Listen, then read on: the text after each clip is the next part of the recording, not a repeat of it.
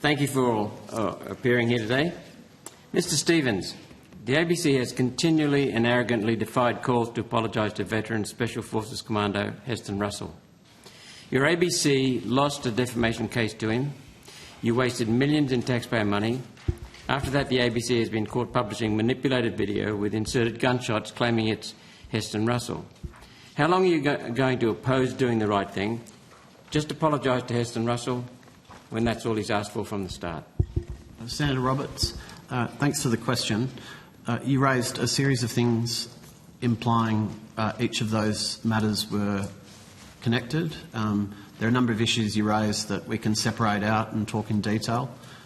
The defamation trial that you reference were not the publications that we are talking about today in the context of the Sunderland Review. They are separate publications. Can you say that again, please?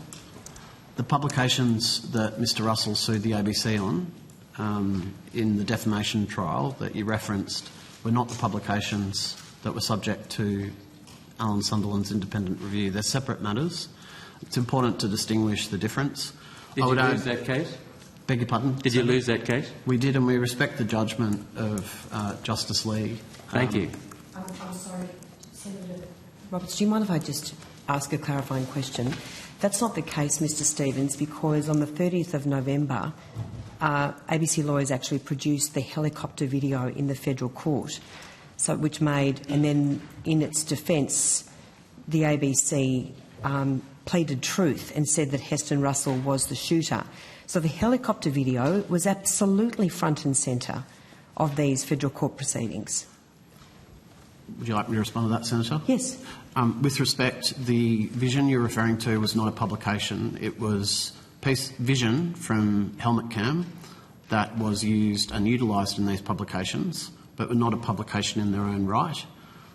They came up during legal proceedings in the context of one of the ABC's earlier defences. Well, that's not the case, Mr Stevens, because that was published. That helicopter video, those fake gunshots were published by the ABC on a number of different occasions. I'm sorry to cut in, Senator Roberts, but I just can't accept the way that you're trying to mischaracterise these proceedings. Did the defamation case to Heston Russell? Could I just clarify, Chair, who I'm responding to? This is really not very helpful because you're both talking at cross purposes. Let's let the witness clarify these separate issues so we're really clear about what we're talking about.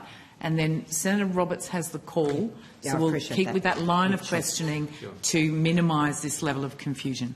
Mr Stevens, if you would like to step that out. Yes, the ABC did not win that defamation trial, Senator. So they lost it?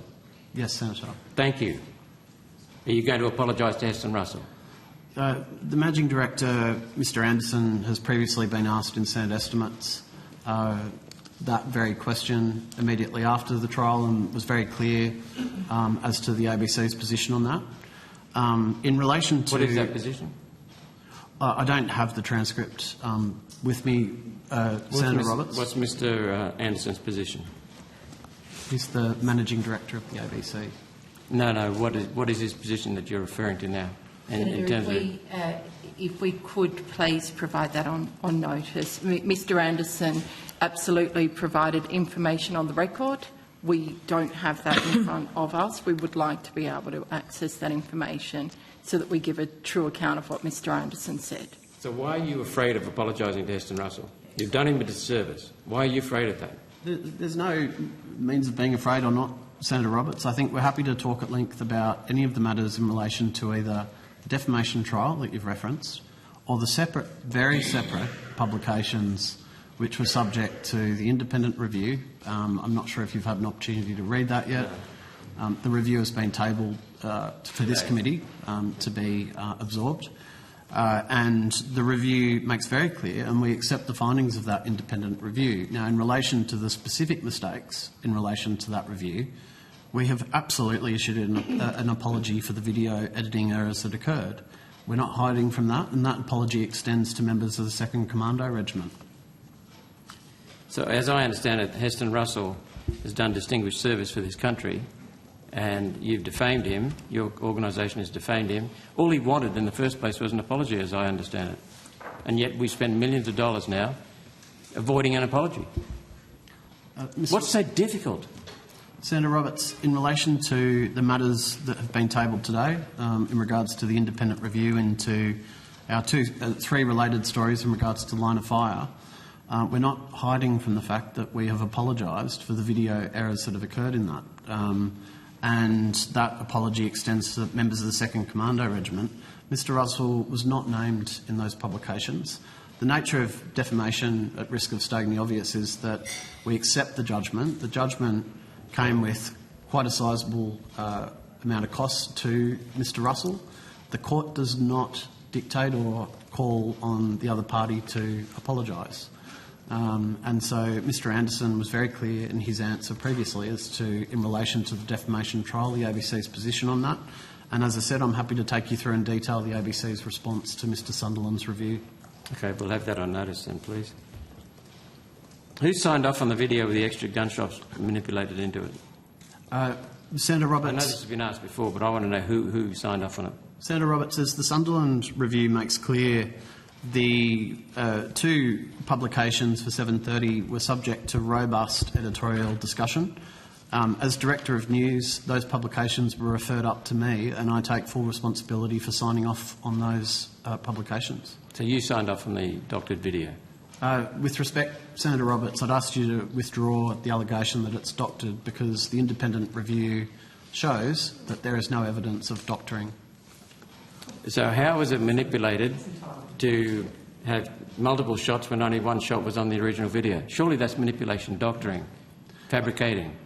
Senator Roberts, as you'll observe when you get an opportunity to read the independent review, Mr Sunderland has in detail explained how it didn't occur, and I would emphasise that his independent review finds, without a shadow of a doubt, that there is no evidence that the material was doctored.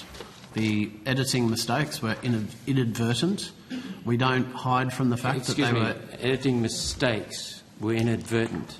Yes. So there were mistakes made in the editing. Senator Roberts, I wonder if I could...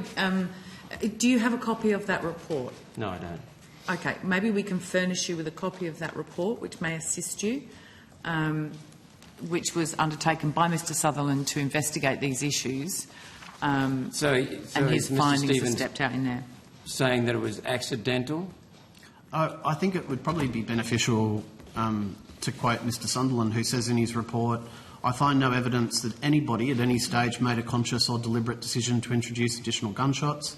He also goes on to say, "I've found no evidence to support the conclusion that any of this was done at the direction of the journalists involved or on the initiative of the video editor in order to doctor or deliberately distort the depiction of the events that occurred."